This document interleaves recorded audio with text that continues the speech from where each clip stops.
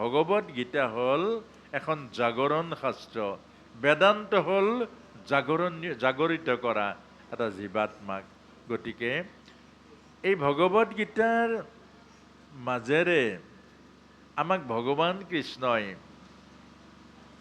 নিজক জনা, নিজক বুজা, নিজক চিনা, অৰ্থাৎ নিজৰ মাজতে আপোনালোকে নিশ্চয় জানে ভগৱানে একো নকৰে, ভগৱান দ্ৰষ্টা। আমি ভগৱানৰ ওচৰত খাটি থাকোঁ, প্ৰভু গাড়ী দিয়ক, ঘোঁৰা দিয়ক, টকা পইচা দিয়ক, পৰীক্ষাত পাছ কৰি দিয়ক।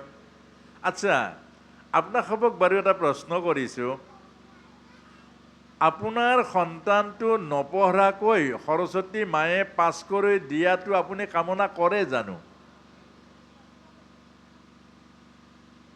আপোনাৰ ল'ৰাটোৱে নপঢ়ে, সি বিদ্যা অৰ্জন বা অধ্যয়ন বা তপস্যা নকৰে, তাক সৰস্বতী মায়ে পাছ কৰি দিয়াটো আপুনি কামনা কৰে জানো? আৰু সৰস্বতী মায়ে পাছ কৰি দিব পাৰিব জানো? জেলত যাব লাগিব। কাৰণ ভগৱান হ'ল নিয়ন্ত্ৰক, অৰ্থাৎ আমাৰ চৰকাৰ যেনেকৈ নিয়ন্ত্ৰণ কৰি আছে চব, ঠিক আমাৰ সৃষ্টিও নিয়ন্ত্ৰিত কৰি আছে প্ৰভু ভগৱন্তই। আৰু সমস্ত দেৱ দেৱী প্ৰত্যেকেই নিজা নিজা দায়িত্ব, আপুনি ময়ো দায়িত্বত আছোঁ।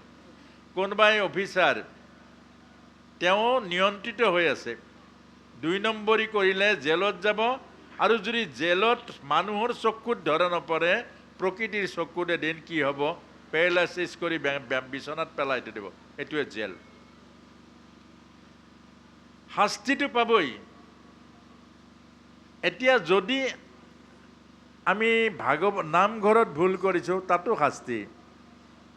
গতিকে আমাক এই কথাটো কৈছে, আমি কোনো স্বতন্ত্ৰ নাই, এজনে স্বতন্ত্ৰ আছে, এইজনে হ'ল কাল মায়াৰ ওপৰত থকা প্ৰভু ভগৱন্ত। কিন্তু এই স্বতন্ত্ৰ হৈ থকা জনে নীতি নিয়ম পালন নাই কৰা নেকি? খুব ধ্যান দি শুনিব যে ভগৱানে অৰ্জুনক কৈছে, অৰ্জুন, ময়ো নীতি নিয়মৰ বাহিৰলৈ যাব নোৱাৰোঁ। কেলে? মই যদি নীতি নিয়মৰ বাহিৰলৈ যাওঁ, প্ৰকৃতিৰ নিয়ম উলংঘা কৰোঁ, তেতিয়াহ'লে মোৰো পাপ লাগিব। কেলে? মোক দেখি জগতৰ প্ৰতিজন জীৱই এই ভুল কৰিব, আৰু তেওঁলোকৰ মৃত্যুৰ কাৰণ, তেওঁলোকৰ অধপতনৰ কাৰণ মই হ'ম। যেতিয়া হিৰণ্যকশিপুক বধ কৰে ভগৱান কৃষ্ণই নৃসিংহ মুৰাৰীয়ে, তেতিয়া আমাক বুজাইছিলে যে হিৰণ্যকশিপুৱে বৰ লৈছিলে কি, দিনত নমৰোঁ, ৰাতি নমৰোঁ, বাহিৰত নমৰোঁ, ভিতৰত নমৰোঁ, অস্ত্ৰত নমৰোঁ, শস্ত্ৰত নমৰোঁ, আকাশত নমৰোঁ, পাতালত নমৰোঁ, আৰু ব্ৰহ্মাই সৃষ্টি কৰা কোনো প্ৰাণীৰ হাতত নমৰোঁ। এই বৰটো দিলে তথাস্তু। এতিয়া নৃসিংহ মুৰাৰীয়ে থাপ মাৰি ধৰি হিৰণ্যকশিপুৰক কোচত বহুৱাই ল'লে। ক'ত? তেতিয়া নৃসিংহ মুৰাৰীয়ে হিৰণ্যকশিপুক সুধিছে, বাহিৰ নে ভিতৰ? তেতিয়া কৈছে, বাহিৰো নহয়, ভিতৰো নহয় প্ৰভু, পানী পোতা। তাৰমানে ভগৱানে কথা ৰাখিলে, নিয়ম ৰাখিলে, আমাক বুজাইছে নিয়ম উলংঘন নকৰিব। তাৰ পাছত কৈছে যে স্বৰ্গ নে মৰ্ত্য? বোলে স্বৰ্গ নহয়, মৰ্ত্য নহয়, উৰুৰ ওপৰত। নখেৰে ফালিবৰ কাৰণে দেখুৱাইছে, অস্ত্ৰ নে শস্ত্ৰ? বোলে অস্ত্ৰও নহয়, শাস্ত্ৰ নহয়, নখ। ব্ৰহ্মাৰ সৃষ্টি হয়নে? বোলে নহয়। আপোনাক মোক বুজাইছে, আমাকো প্ৰত্যেকক এটা এটা দায়িত্ব দিছে। কোনো মানুহ এনেই নাই।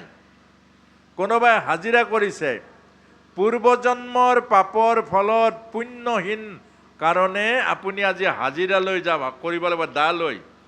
কিন্তু সততাৰে কৰক, আপোনাৰ ল'ৰা ছোৱালী ভাল হ'ব।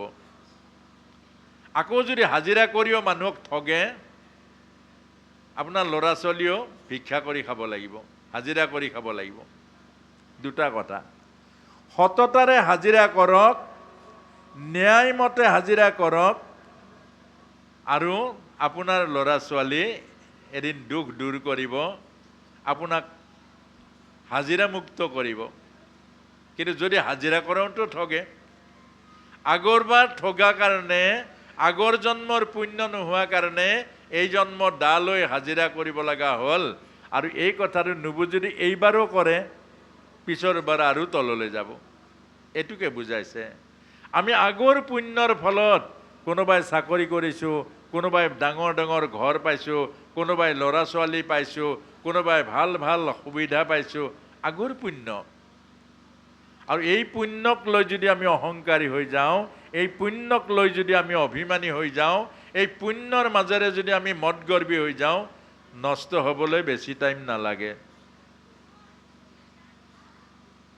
এজন ৰজা আছিলে নহুষ, পৃথিৱীৰ উদাহৰণ ভাগৱতৰ, এইটো বুজাবৰ কাৰণে।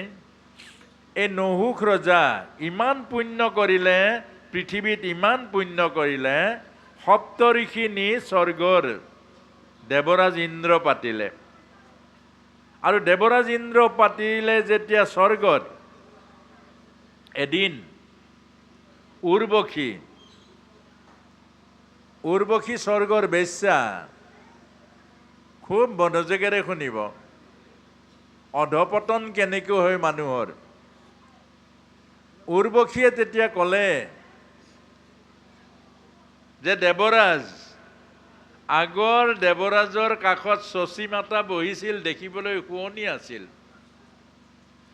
আগৰ যিজন দেৱৰাজ আছিলে, তেওঁৰ লগত শচী মাতা বহি আছিলে, শুৱনি হৈ আছিলে, আৰু আপুনি অকলে অকলে বহি আছে, শুৱনি হোৱা নাই।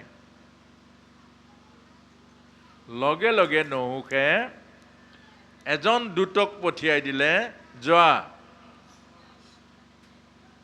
দেৱৰাণী শচীক কবি মোৰ পত্নী হ'ব লাগিব। শচীক কবি, ইন্দ্ৰাণী শচীক কবি মোৰ পত্নী হ'ব লাগে। এজনী বিবাহিতা নাৰী, এজনী পৰৰ তিৰতা, এজনী বিবাহিতা নাৰী ইমান মতিছন্ন হৈ গ'ল, এজনী বেশ্যাৰ কথাত লগে লগে খবৰ দি পঠিয়ালে। তেতিয়া সেই শচী মাতাই ক'লে, যি ব্ৰাহ্মণে আনি স্বৰ্গৰ সিংহাসনত বহুৱাইছিল তোমাক, আৰু সেই ব্ৰাহ্মণৰ কান্ধত যদি উঠি আহি মোৰ ওচৰত আহিব পাৰা, মই বিয়াত বহিবলৈ ৰাজি আছোঁ, তোমাৰ পত্নী হ'ম। কিন্তু সেই ব্ৰাহ্মণে দোলাত কান্ধত লৈ আনিব লাগিব। আৰু লগে লগে ব্ৰাহ্মণ চাৰিজনক লৈ আনিলে আৰু ডলা দি দিলে কান্ধত, আৰু তাৰপাছত ব্ৰাহ্মণৰ কান্ধত উঠিলে। আৰু লগে লগে ব্ৰাহ্মণ কিজনে এইটো গেট কৰে, কিমান অজগৰ সাপৰ নিচা, ইমান গধুৰ নে, পেলাই দিলে, অজগৰ সাপ হৈ গ'ল। আচ্ছা, পতন হ'বলৈ কিমান টাইম লাগিলে কওক? এইকাৰণে ভাগৱত পঢ়া আৰু ভাগৱত শুনা মানুহ অহংকাৰী নহয়, এই কাহিনীটো বুজি পায়। ভাগৱত যিয়ে পঢ়িছে, ভাগৱত যিয়ে শুনিছে, অভিমানী কেতিয়াও নহয়, প্ৰাণ গ'লেও নহয়। এইটো কাৰণে আৰু আমাক বুজাইছে। সেইকাৰণে মনত ৰাখিব, যি পাইছোঁ প্ৰভুৱে দিছে, মৰম কৰি নিওঁতে টাইম নালাগে। আমি যি পাইছোঁ সেৱাত ব্যৱহাৰ কৰক, জীৱন সেৱাত ব্যৱহাৰ কৰক, যি পাইছে সকলো সেৱাত ব্যৱহাৰ কৰক। আৰু সেৱাই মানুহৰ জীৱন উজ্জ্বল কৰে, সেৱাই মানুহৰ মন মগজুক পবিত্ৰ কৰে, সেৱাই মানুহৰ ভৱিষ্যত জীৱনৰ ৰাস্তা বনায়। গতিকে সেৱা বাদ নিদিব। আজি প্ৰায় সেৱাবিলাক কমিছে। কাৰোবাক এসাঁজ ভাত খোৱাৰ পাছতো স্বাৰ্থ থাকিলেহে খুৱায়, বিনা স্বাৰ্থত নোখোৱায়। সকাম পাতি পৰি সেৱা কৰে, সকাম নোহোৱাকৈ কোনোবা এজন যদি ইয়াত নামঘৰত 3 দিনো বহি থাকে, সেৱা কৰা মানুহ নোলাব আকৌ। সকামৰ দিনা পৰি সেৱা কৰে, ল'ৰা ছোৱালীক জোৰ জবৰদস্তি আনি সেৱা কৰায়, কিন্তু সকাম নোহোৱাৰ দিনা গ'লে মাতষাৰ দিবলৈও সময় নাই। এই কথাটোকে বুজাইছে যে সেৱা নেৰিব